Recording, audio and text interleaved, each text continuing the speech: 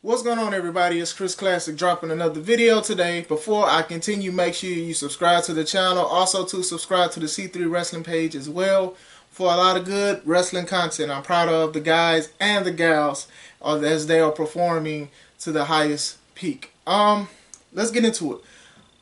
Video of the week. It's a lot of debates about is AEW is way different than WWE, or WWE is way different from AEW. And don't get me wrong, there are some things that are different between the two, but today I want to talk about a lot of things that are the same. I just see that a lot of videos on YouTube, why I hate this company, why I hate this other company, and sometimes what they do is they bring up things from the other company, what they like. So I'm like, well, why don't we just talk about the things they do have in common? Let's get into it. The first thing is predictability. Roman Reigns is the man right now, and it's like, I don't think he's going to lose that title anytime soon. I'm not mad at that, but you do have some people that are upset with that. On that same hand, you can say the same thing about AEW, like maybe even the Kenny Omega or whatever like that. I'm not saying both of these guys are equal stars or anything like that, but even when you watch AEW Dark, you know that these guys are going to beat these young people that's coming in trying to make a name for themselves by trying to get a deal on AEW. And the matches usually don't last long. And then the ones that do last long are tags and multi-man matches that we already know who's going to win. When you know the Dark Order is coming out against somebody we don't know, we know who's going to win. WWE, they do the same thing with Raw and SmackDown, especially Raw. That's why like a lot of people are starting to not like Raw and just starting to adapt to SmackDown. So it's like, I just think with both wrestling companies, for fans, you have to realize that some storylines are going to be predictable. Some are going to be easy. Like I'm going to predict, I don't know if it's going to be true, I think Britt Baker's going to beat Hikaru at Double or Nothing, personally. It's just how it's just set up. But like I said, predictability is sometimes you can't be unpredictable all the time. You're going to try not to, but at the same time, it just happens. It's like it's either this person wins or this person wins. So both of them have a lot of things that are very predictable about it. Another one is nepotism. And this was funny. We can talk about Triple H being married to Stephanie McMahon and being a 13-time champion. I could be wrong. Do I think he deserved all 13 runs? No. I mean, was he the better wrestler than Stone Cold and The Rock and Undertaker? No. But he has more runs. And you can say, oh, well, he's still wrestling or whatever like that. But we can act like that didn't factor into it. Or Vince being the champion. Or Vince being the ECW champion. Or Shane being, I believe, a tag team champion and a hardcore champion, maybe a European, I'm not 100% sure. And Stephanie being the women's champion and stuff like that. And it's just like they weren't like at the top of their game or anything like that. They just had a piece of the company. And it was interesting, but at the same time, it's like, oh, come on, man. Like you're going to put yourself as a focal point of a certain division. And while we're talking about that, AEW has the same thing. I think, aren't the Bucks and Omega, aren't they like VPs for AEW? Like they have a stake in the company. And they have championships. I can't even say I've watched an entertaining Young Buck match since they won the belts. Them versus Jericho and MJF, it was pretty good. It was a lot of mess ups, and a lot of people don't like to talk about that. But, you thought that they were going to go into a serious feud with FTR, because FTR to me is still one of the best tag teams, and like they didn't. It was like you just did a one and done, and that's it. All that work for nothing. And now FTR is in the Pinnacle or whatever like that, and you already know how I feel about the stable. So it's like, and then you have Kenny Omega, who's basically the face of the company right now and doing a whole bunch of things like that, and it's just like, isn't he like a VP? And then you have Cody Rhodes. He was the first TNT champion, and then he was a 2-time TNT champion. And like almost every time something happens, here he comes, like he's the damsel in distress. The storyline he's in now is like it's unwarranted and it's going sour because it's just like you're trying to put yourself at a position that you feel like you belong, like a higher up. Yeah, it's souring people. I mean, even at Revolution, when he sold the arm injury, he left, and then when he came back with his belt, people were booing because they were sick of that. Speaking of that, let's talk about another thing they have in common: the Cody Rhodes and the Triple H thing. Okay, AEW's only been around for less than 2 years, but it's just like you can honestly see that Cody is in the position where he wants to be like the Triple H. You know, I know he hasn't been wrestling much because I know that Brandy's pregnant, so I'm only assuming that's the reason why he's going back and forth besides filming his TV show and whatnot. But you did all of that, like, even before your match, you destroyed the throne.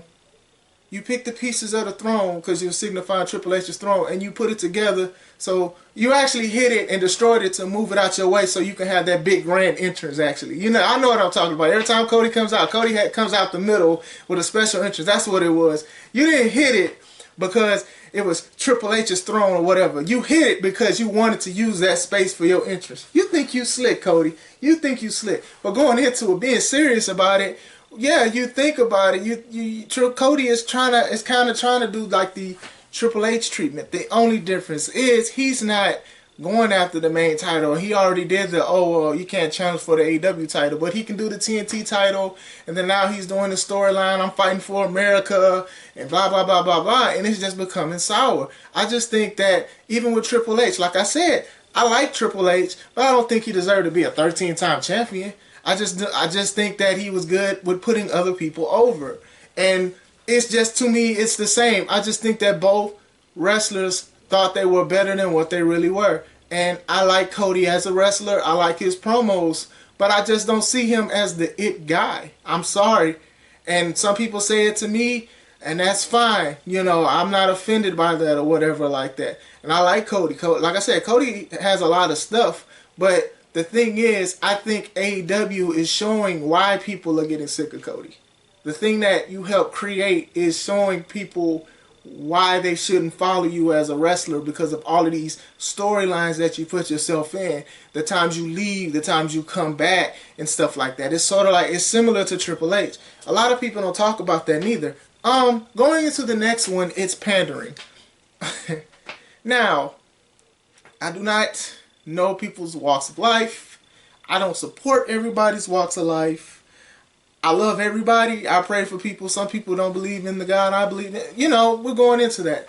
But what AEW and WWE have in common is that they try to pander to audiences that do not care about wrestling because you want people to look at it. When AEW came out, they had a lot of interviews and press. So you had Nyla Rose, you had Jungle Boy, you had all of this stuff. You know, Nyla Rose is transgender.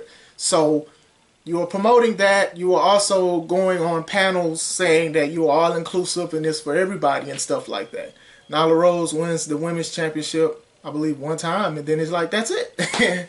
Heck, even going into Sonny Kiss, he did a promo and not too long ago, and now he lost to Serpentico, and it's like, what are we doing here? Or you know, I can see it as a black man, seeing how a lot of things were going on with marches and stuff like that, and all of these companies was talking about Black Lives Matter and we support this and that. You're just trying to do this so people could buy into your company. WWE does it too. Every time it's Black History Month, you see the same thing. You see Seth Rollins, Roman Reigns, you see all of these guys go to Memphis to the Martin Luther King Museum. They don't go every year. That's the ironic.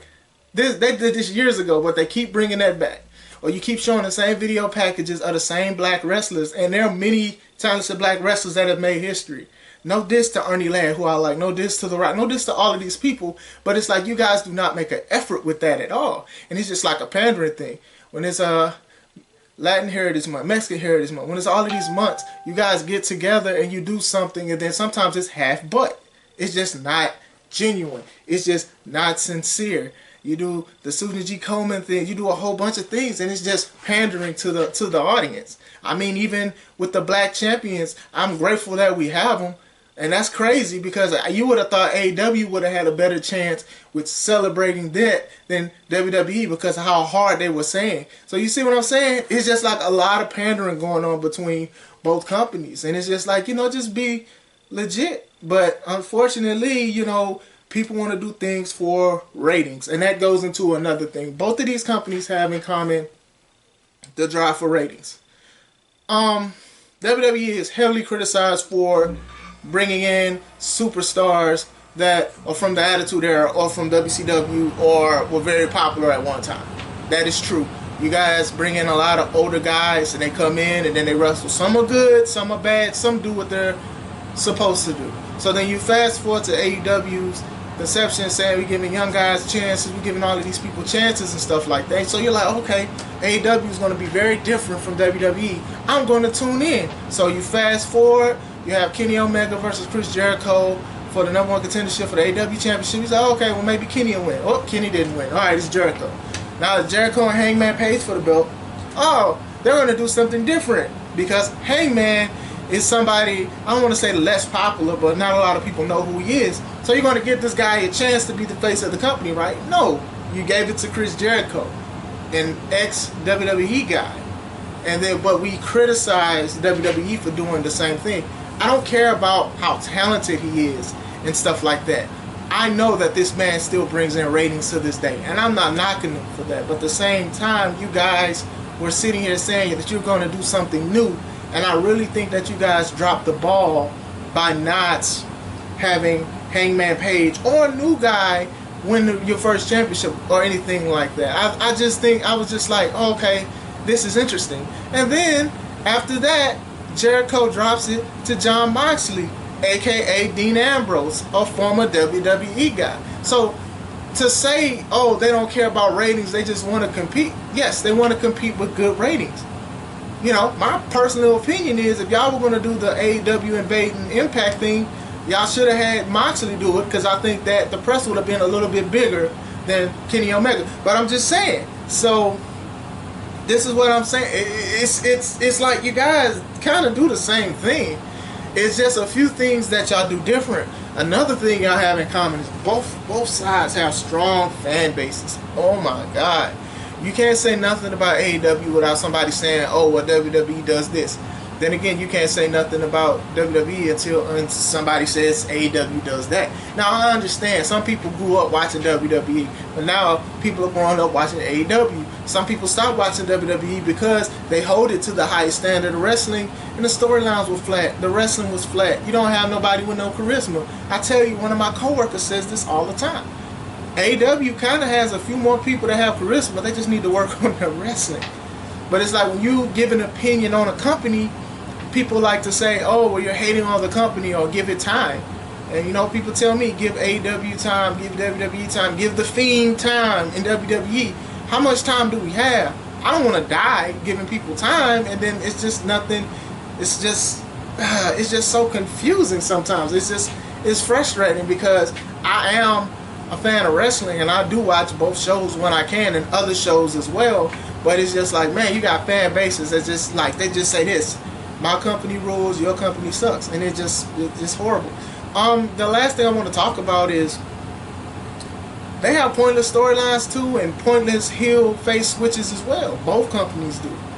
I was confused. Rhea Ripley came out, she debuted, she challenged Asuka. I thought she was a face, and then the following week she did heel stuff, but we still supposed to treat her like a face. Then she tagged with Asuka again, and then Charlotte got in the mix, and Charlotte is a heel, so she beats up a heel and a face. So I don't know what Rhea Ripley is. I don't know. Most of these wrestlers, I don't know, like, are y'all trying to just have her be a twinner or whatever? I don't know. I don't know what she is. AEW does the same thing. I'm sorry. Brian Cage was a heel with Team Taz, and then they fought Sting and Darby Allin. Then he said he respected Sting, and then all of a sudden he came back and attacked Adam Page. So he's heel again. It's like, why did he do this? Like we have to understand, like, I understand that there's no, you can't give everybody a direction, but at the same time, it's just like, man, like, why you keep doing this? Rhea Ripley's not the only one. You have a lot of wrestlers in WWE.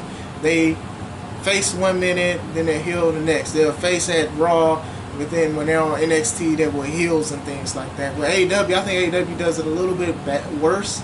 Lance Archer, the Murder Hawk, which I will say AEW has done a great job building him up. I will say that. I'm a fan of the Murder Hawk, but you guys had him as a dominant heel. He would lose title matches, and then Sting gets involved. I don't know what it is. I guess it's Sting. Sting makes people be faces or something. I don't know, because Brian Cage was a face for a little bit, but you had the thing where basically Jake the Snake is his manager and he's still a heel, but Archer's a face now. Now he's challenging Miro, who's a heel. So it's, you get what I'm saying? It's kind of confusing. It's just like, one week, hey, do you feel like being a good guy? Okay, you're gonna be a bad guy next. And it's many more things that these companies have in common. I just want the best for all companies, both of these companies as well.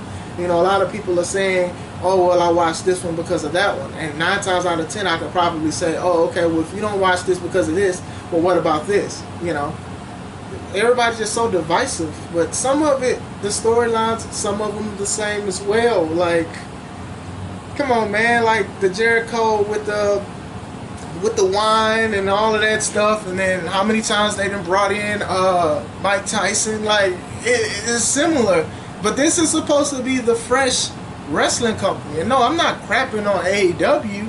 I just think that y'all put a lot of sauce on that bread and everybody wants to meet. If you get what I'm saying. It was just like, I just think that a lot of people wanted you to deliver quicker. I know that you are a new company and stuff like that, but WWE does do some things that they do need to change and they do need to address. And a lot of people are rooting for AEW, but you can't even say it's an alternative besides AEW Dark that comes on. Other than that, some of them have flat storylines. You have people that don't want to cut a promo, and some of the matches don't make sense. Let's all do better. This is Chris Classic. Let's take it home.